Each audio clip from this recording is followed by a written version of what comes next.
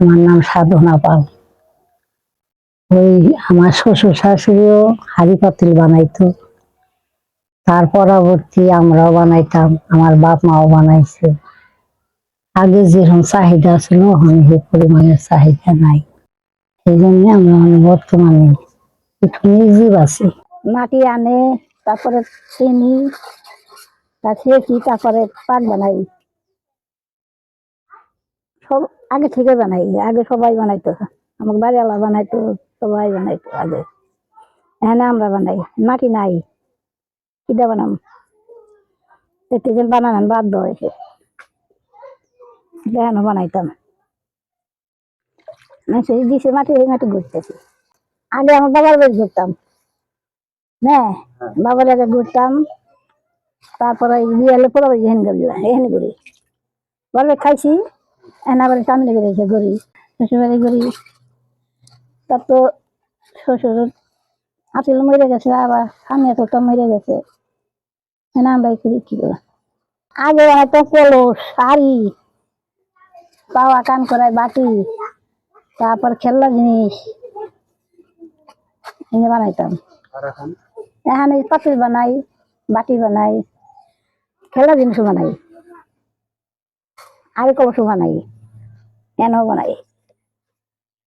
এনে নাই না দেখে যে কিনা বানাই পাতিল, তো মাটি নাই, মাটি দিছে ঘুরতেছে। বছরই 1 মাস আমরা বানাই, 1 মাস আমাকে পালনি, আর 11 মাসে আমরা কাজ করি। 11 বৈশাখ মাস বাদে আমরা সব মাসে কাজ করি। বাবা মা থাকা অবস্থায় তারা রাইন বানাইতো, বা ধান সিদ্ধ রাইন, জলের কলস, জ্বালা বানাইতো রড জাল দিয়ে। আমার শ্বশুর শাশুড়ি বানাই গেছে ভারী ভারী চার মুটকি ধান ভিজাইনে, বাটি বানাইতো ধান ভিজিয়ে। আর বর্তমানে আমরাও বানাইতাম, কিছুদিন ধরে এখানে চাহিদা নাই, চলে না, বর্তমানে দই পাতিল বানাই, খালি পাতিল বানাই। আর ওই যে যদি আর কোনো মাল সবই বানাই, বড় পাকা এখন বানাইনি। হ্যাঁ, ওই যে কাঠি কুটি এইগুলো বানিয়ে আর কি চলি সংসার করে, আগের মতন চাহিদা নাই। আগে যে পরিমাণে বানাইতাম চাহিদা ছিল, আগে যেমন বানাইতাম চাহিদা ছিল, ওখানে বর্তমানে চাহিদাটা কম। ওই যে সিলভার হয়ে গেছে, রপাটের জিনিস হয়ে গেছে, এই জন্য আমাকে হাঁড়ি পাতিলটা কম নেই।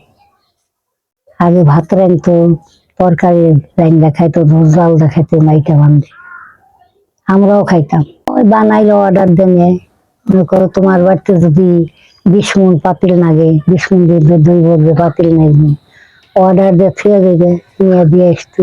প্লেটও অর্ডার দিয়ে নিয়ে যায়।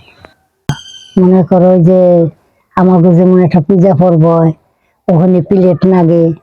আবার তোমাকে যে মসজিদে যেমন নাকি পোয়া পান খাওয়ান দাওয়ান দেয়, সেই প্লেটও আমি বানিয়ে দিচ্ছি, অর্ডার দিলে আমরা বানাই। মনে করো মাটি দিয়ে বেশি পাওয়া যায় না, মাটি ডানায় কষ্ট, মাটি দিয়ে কোদাল দিয়ে কোবার লাগে, পানি দিয়ে সেনুন লাগে, সেই না তারপর বানাইতে হয়। ওর মধ্যে একটা হামু থাকতে পারে না, কঠিন কাজ, কঠিন কাজ। মাটি লাগে এই আটা মাটি, এই মাটি আটাইলে মাটি ছাড়া কাজ হয় না। মাটিটা তো আগে শিবপুরের চকের মাটি দিয়ে কাজ করতাম, মাটি দিয়ে দিছে ইট খোলায় দিছে, দেখে আমাকে ওখানে কষ্ট হয়, এখন মাটি পাই না। এবার তো মাটির খুবই কষ্ট হয়েছে। ওই যে মাটি টুকের দাম কত জানো? 20,000 টাকা। যেটুক মাটি তুমি দেখে নিলে না, ওইটুক মাটির দাম 20,000 টাকা। তাহলে ওই মাটিটুক যদি 20,000 টাকা দিয়ে কিনি, তাহলে আমরা কি করে খাবো? তোমরা যদি আমাকে এই শিল্পটারে বাঁচিয়ে রাখতে চাও, আমাকে আটা মাটি দিবে, খড়ি কাষ্ট দিবে, তারপর তোমরা নিবে। যদি ওখানে একটা ভাত রেঁধে খাও, কোনো রোগ বেঁধে হইব না। তোমরা আমাকে মাটিটা দাও, খড়ি কাষ্টটা দাও, আমাকে বাঁচাই রাখো। তোমরা সারাদিন রাত 10টা তৈরি কাজ করি, ভোর আজানের সময় থেকে উঠি, সারাদিন কাজ করুন লাগে। ওই মাটি সেনতে সেনতে হাতে পায়ে ঘা হয়ে যায়।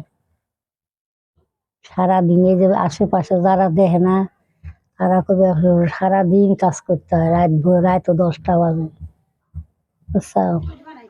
আমাকে যদি এই মাটিটা যদি তোমরা জোগাড় করে দিবার পারতে, তাহলে হয়তো আমরা আর কয়টা দিন বাইসে যেতে পারতাম। মাটি তো পাই না। মানিকগঞ্জ ঘিওর উপজেলা পাইলাখোড়া ইউনিয়ন। এই গ্রামটার নাম কালাচাঁদপুর। এই জায়গা আসার জন্য রাস্তা আমাকে বাড়ির হাতে অনেক রাস্তা হয়ে গেছে। তোমরা গাড়ি পেতে মাটি এনে আমাকে বাড়িতে দিবে, আমাকে সে সুযোগ হয়েছে।